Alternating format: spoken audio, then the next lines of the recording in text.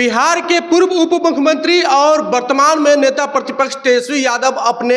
एक यात्रा पर निकले हैं और इस यात्रा पर निकलने का वजह यह है कि अपने कार्यकर्ताओं से मिलेंगे। और वो पहले भी कह चुके हैं कि किसी भी पार्टी के लिए कोई उसकी कार्यकर्ता जो होती है रीढ़ की हड्डी होती है, तो उसी रीढ़ की हड्डी को मसाज करने के लिए तेजस्वी प्रसाद यादव बिहार की यात्रा पर निकले हैं। और इस यात्रा से क्या कुछ निकल के आएगा आपको एक एक चीज जानकारी देंगे और तेजस्वी यादव के मन में ये क्यों आया कि ये यात्रा चुनाव से एक साल पहले की जाए। बहरहाल नमस्कार, मेरा नाम पंकज है और आप द न्यूज हब देख रहे हैं। देखिए, बिहार के नेता प्रतिपक्ष तेजस्वी यादव यात्रा पर निकले हैं और यात्रा पर निकलने का कारण 3-4 है। पहला कारण यह है कि अपने कार्यकर्ताओं से मिला जाए, पार्टी के जो अंदर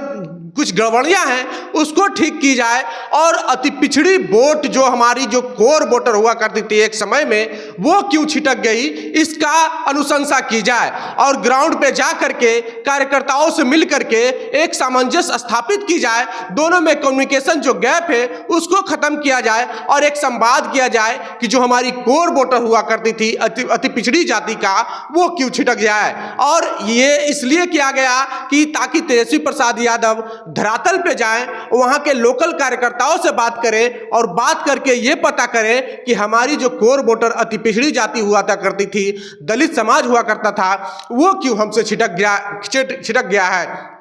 तो इस सिलसिले में एक चीज निकल के आया है कि तेजस्वी यादव अपने कोर वोटरों को इकट्ठा करने के लिए निकले हैं। दूसरी बात यह है कि बिहार में बेरोजगारी चरम सीमा पर है और बेरोजगारी को लेकर के बिहार के युवा त्रस्त है, परेशान है और यहाँ पर लगातार पलायन हो रहा है। तो तेजस्वी यादव के मन में यह भी है कि कहाँ पर बिहार में हम इंफ्रास्ट्रक्चर डेवलप कर सकते हैं, कहाँ पर हमारे पास वो जमीन है जहाँ पे हम सरकार को दिखा सके कि आप यहाँ पर वो काम कीजिए ताकि बिहार में रोजगार का अवसर प्राप्त हो, यानी कि रोजगार का अवसर पैदा हो। तो इस वजह से तेजस्वी यादव भी निकले हैं कि रोजगार का जो समस्या है बिहार में उसे खत्म किया जाए और उसे खत्म कर करके बिहार के युवाओं को मुक्त किया जाए बेरोजगारी से। और तेजस्वी प्रसाद अब सत्ता में हो या फिर विपक्ष में, रोजगार उनका अहम मैप रहा है, यानी कि रोजगार उनका अहम मुद्दा रहा है और रोजगार पर वो खुलकर काम करते नजर आ रहे हैं। और वो लगातार कहते हैं कि बिहार युवाओं का प्रदेश है और यहाँ सबसे ज्यादा युवा हैं,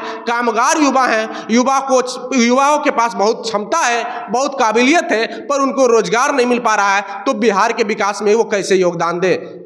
तो इसी सिलसिले में ये उनका रोडमैप है कि बिहार के युवा हैं उनको मुख्यधारा से जोड़ा जाए, रोजगार के मुख्यधारा से जोड़ा जाए और रोजगार के अवसर कैसे प्राप्त होंगे। तो रोजगार के मसले पर तेजस्वी यादव ये सोच लिए हैं कि हम उन तमाम क्षेत्रों में जाएंगे, अपने कार्यकर्ताओं से मिलेंगे और बातचीत करेंगे कि रोजगार का यहाँ पर क्या अवसर पैदा किया जा सकता है, हमारी जो कोर वोटर है वो हमसे क्यों छिटक गई है। और आने वाले 2025 विधानसभा चुनाव में जो तैयारी सभी कर रही है, तेजस्वी यादव भी उसी प्रकार से तैयारी कर रहे हैं, पर यह कोई कैंडिडेट पर चर्चा नहीं होगी, चुनाव पर चर्चा नहीं होगी, उन मुद्दों पर चर्चा होगी जो बिहार से जुड़ी है, उन मुद्दों पर चर्चा होगी जो देश के विकास से जुड़ी है, उन मुद्दों पर चर्चा होगी जो बहुजन के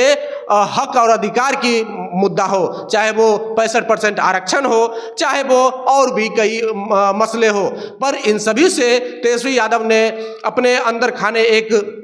रोडमैप बनाया है कि कैसे भी करके बिहार को बेरोजगारी से मुक्त किया जाए। बिहार में जो 65% आरक्षण की सीमा बढ़ाई गई है उसको 9वीं अनुसूची में डाला जाए। तो इसको लेकर के कैडर कैंप करना बहुत जरूरी है, यानी कि अपने कैडर कैंप में ये तलाशने की कोशिश करेंगे कि बिहार में ये जो मुद्दे हैं, बेरोजगारी हो, भ्रष्टाचार हो, महंगाई हो, इन सभी मुद्दों से कैसे पार पाया जाए, वो अपने कार्यकर्ताओं से सुझाव लेंगे और कार्यकर्ता दिल खोल के अपने नेता तेजस्वी यादव को सुझाव देंगे कि सर हुजूर, यहाँ पर यह दिक्कत है, यहाँ पर वो दिक्कत है और हमारी जो कोर वोटर हुआ करती थी अति पिछड़ी समाज और दलित समाज, वो हमसे क्यों छिटक गई है, वो क्यों एनडीए के खेमे में जा गई है। तो इन सभी मसलों पर तेजस्वी यादव ने कमर कस लिया है और आगामी 2025 चुनाव की तैयारी कहा जाए तो अभी से ही शुरू कर दी गई है। हालांकि उनका कहना है कि ये कोई कैंडिडेट पर चर्चा नहीं होगी, चुनाव पर चर्चा नहीं होगी, ये सिर्फ बिहार के जनहित मुद्दों पर चर्चा होगी